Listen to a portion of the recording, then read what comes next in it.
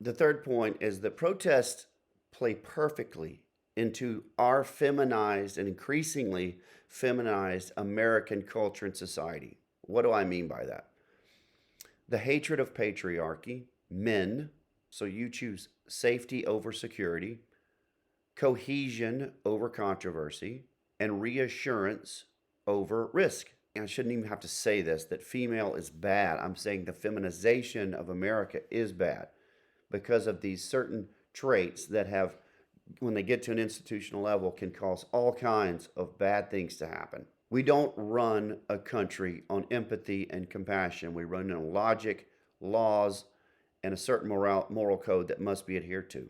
How much fun is it in that room? Sitting there, you have a couple cocktails, you hang out with everybody, and there's all kinds of conversations going on. I'm not. This is Mark Ruffalo, by the way, the actor who played the Incredible Hulk in all those Avengers. Feeling so great. We have a woman, Renee Good, was murdered in our streets of America today, and we got literally stormtroopers running around terrorizing.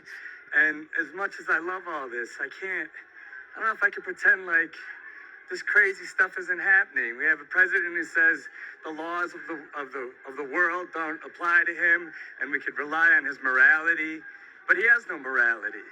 So where does that leave us? Where does that leave the world? It's so hard to pretend anymore. This is crazy what's happening. You're an actor, dummy. All you do is pretend.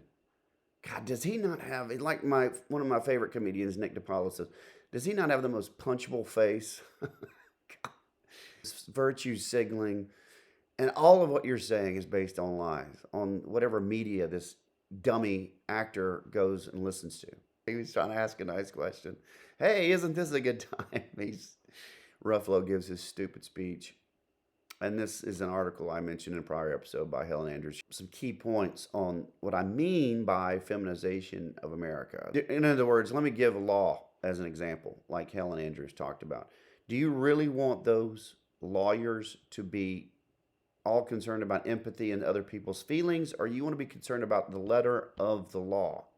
What is true and right and just? The cultural values. So let me read it to you. A shift is noted from masculine coded values, rationality, competition, risk, to feminine coded ones, empathy, safety, social cohesion, sometimes linked to the rise of wokeness. The